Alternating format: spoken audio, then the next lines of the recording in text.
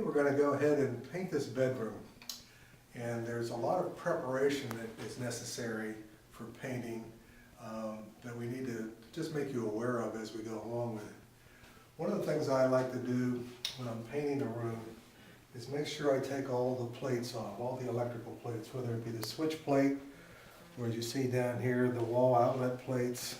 We have our cable TV, the far side we have the telephone. So all these plate covers I like to get off. And that's a very simple operation. All we have to do is take a flat-bladed screwdriver, put it in there, take the screw, and what I like to do once I do this is I put all the plates in one place, and especially all the screws, because it's so easy to lose these doggone screws.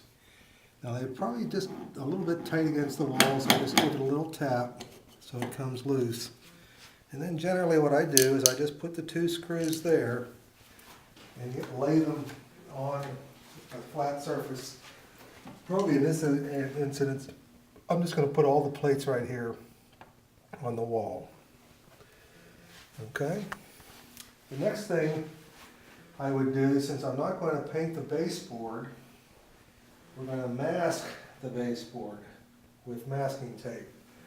And one of the greatest things about masking tape, this new 3M product, well, it's not real new, but it's fairly new. This is the 3M blue masking tape. And what they've done with it is they've made it have a very good initial tack. In other words, it sticks real well when you put it down.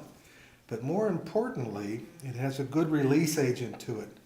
Some of the older plain paper tapes, you put them on and then you had to really work to get them off.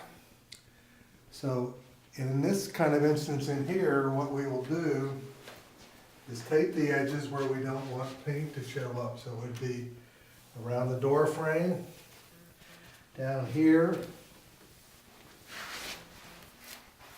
and along the base of the baseboard. Now, in here, you'll notice we have a lot of dust sitting on top of that baseboard. So what I'll do before I tape that completely is take a wet rag and get all that dust off there. But primarily, what we're doing, and I'll just do a little piece of it here because it's just too long on the video if we didn't. But I take it and I put it down on that top edge and then just gently tap it down with my finger and right into the corner. Now that basically is down and flat and it covers over the edge. To do around the door frame, and again I'll just do a small piece here so you can see what we're doing, is you put it right against the edge of the wall. Now you see how it kind of came away there a little bit? So we just back it up so it goes right to the edge of the wall, and you make sure you take your finger and press down that side, because otherwise when you're painting with your brush, the paint will leak in behind it. So our next step then would be to go ahead and completely mask off the room. And I think that's easy enough for you to see us doing that now.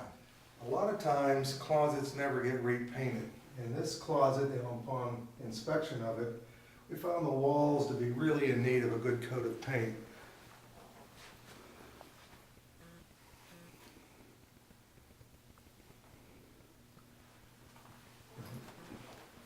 Now, in this instance, because this doorway is so small and we have this bifold door, what we're going to do is take the bifold door out.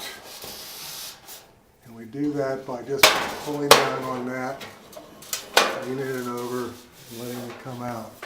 This gives us better access to the area. We need to make sure is we have our wire shelves in here.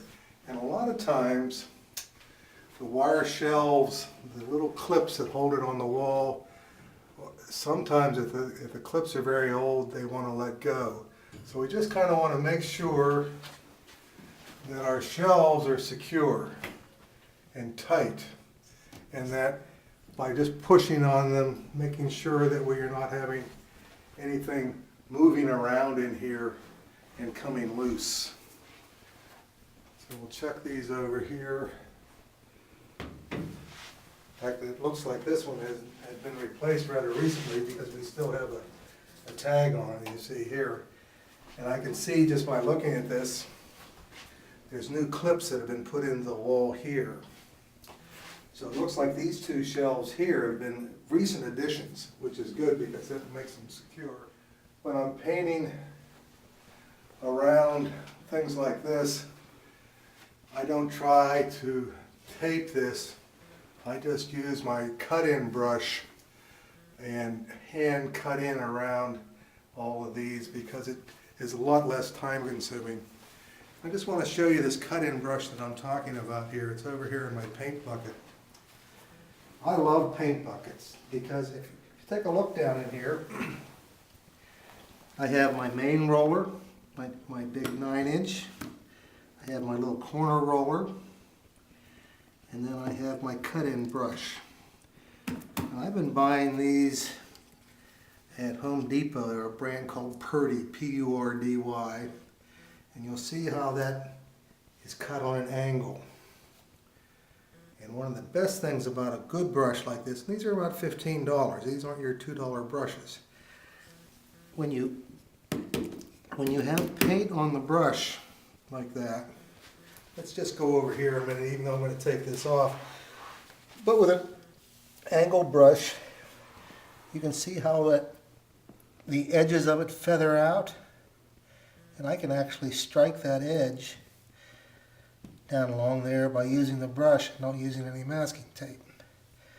But again, if we were doing that there and around all these things, it would be so time consuming that it's a lot quicker to go ahead and take those off and mask off. But this is the kind of brush I would use to cut in around those kind of areas. The other area I would use it in is over here, where we need to cut in along this marble sill. So we use that brush and kind of work our paint in right on that edge and then right up underneath. The other area that would be used is on these vertical blinds.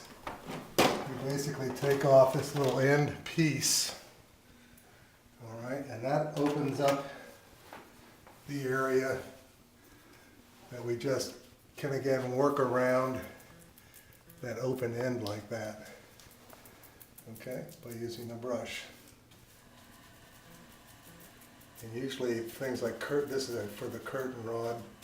It doesn't matter whether I paint that in or not, and generally just give that a little covering of paint because sometimes the nails that are used on those are just plain regular nails and those ends get rusty.